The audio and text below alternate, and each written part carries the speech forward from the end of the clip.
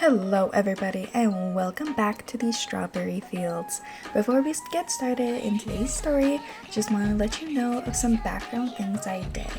Miyu, Akahito, Jasmine, Jordan, and Ku have all aged up to elders, and I decided to move Jordan in with Jasmine. Just because they're elders, I feel like it's better to live with someone in case something happens. Sunki obviously has moved in and is living this warm, cozy life with Tokie and Ryou now. But as the morning sun slipped through the blinds, Tokie strummed her guitar, humming softly while Ryou babbled from her playmat. With a steaming cup of tea beside her and a notebook open, Tokie jotted down lyrics between chords, inspired by the gentle chaos of motherhood. Sunki, half-dressed and entirely flustered, wandered through the apartment looking for Ryu's other sock, which she had clearly hidden with an infant mischief in mind. By the time they were ready to head out, Ryou was sporting two different shoes, and Sunki had somehow gotten applesauce on his sleeve, but everyone was smiling. Tokie double-checked the diaper bag and scooped Ryou up into her arms. It was time to visit Grandma Miyu and Grandpa Akahito, who were absolutely in love with their little granddaughter. They were proud grandparents in full doting mode. Akahito made silly faces while Miyu sang little lullabies she swore Ryou recognized from the room. The living room was a minefield of plushies and pastel blankets as Ryou soaked up the attention. Tokie and Sunki exchanged amused glances, knowing full well they had been officially replaced as Miyu's favorite people. The family of three strolled hand in hand into the Spice Market district, where the air buzzed with music and the scent of curry. Sunki carried Ryou in a baby carrier strapped to his back, looking very serious about it, even as Ryou tried to eat his collar.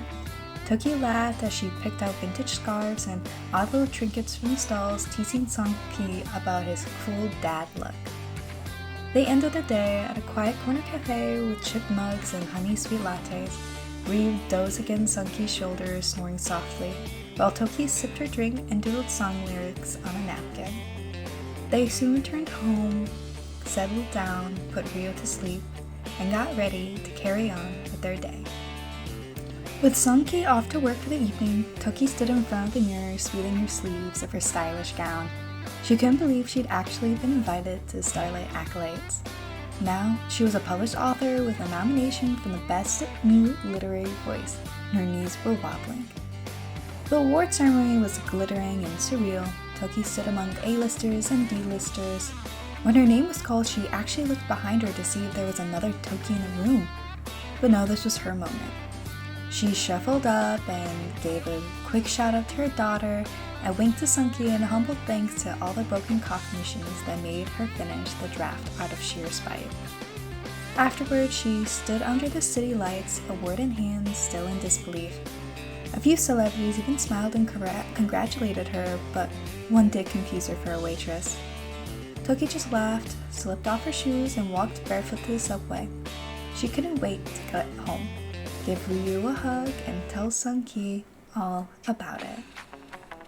As the sun rises and goes into the apartment, Tokie is met with some unfortunate news. Emmy, our childhood dog, has passed away. Old age has simply caught up with her. Thankfully, we were able to say goodbye the last time we were over, but still, it hurts Tokie to think about all the memories that she still had. But it was a slow morning. Tokie sipped tea at the kitchen table, her guitar resting untouched in the corner, a little heaviness in her chest from missing Emmy. Sunki, ever gentle in his chaos, slid a plate of toast in front of her and wordlessly put on one of her favorite cheesy romance records. He gave her a little crooked smile, and it made her laugh.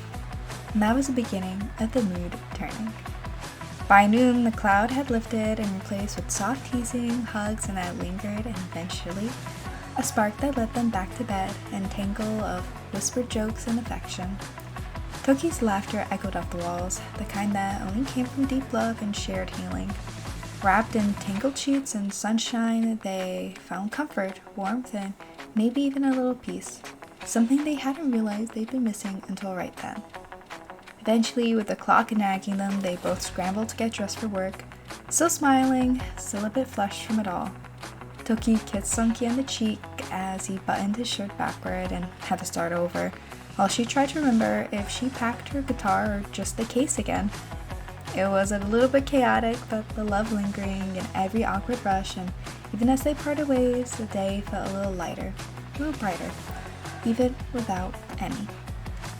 The morning sun filtered through the apartment windows in a soft golden ray, casting a glow over the little family. Tokie hummed as she bounced Ryou on her hip while Sunki sleepily stirred a pot of oatmeal on the stove, his hair still sticking up from bed. It was a kind of slow and gentle start that made everything feel right. Between spoonsful of breakfast and baby babbles, Tokie clicked publish on her latest romance novel. Later on, while Sunki was building a pillow fort with Ryou, Tokie sat down with a guitar and strummed the final chord of a song she'd been working on for weeks. Just as she sat back, her phone buzzed.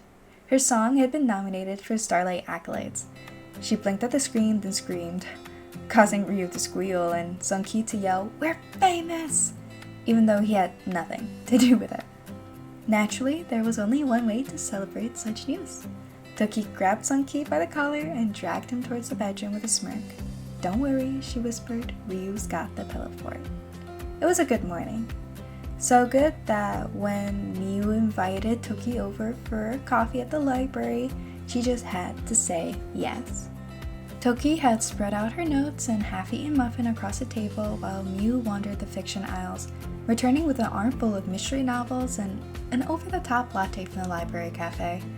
They whispered and giggled like kids, trading book recommendation and judging covers like they were movie posters. Miyu tried to read, but Tokie kept interrupting with dramatic excerpts from her latest fantasy draft. At one point, Tokie stood on her chair and reenacted a sword fight, only to be gently shushed by the librarian for the third time.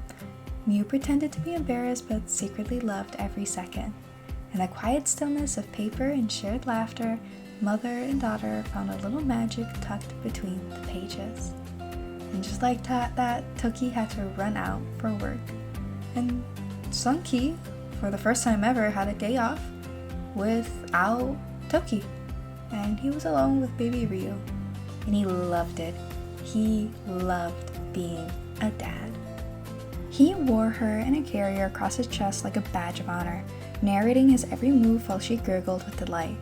They cleaned up breakfast together, built an unsteady tower of blocks, and settled in for the midday nap on the couch, with cartoons humming low in the background. Sunki read from one of Tokie's poetry books in a dramatic voice, pretending it was a grand fairy tale just for Ryou. She babbled and clapped, clearly thinking her dad was the funniest person alive. They shared applesauce, danced to guitar music on the radio, and eventually curled up by the window watching the neighborhood go by, her tiny fingers curled around one of his. Later, there was a knock on the door.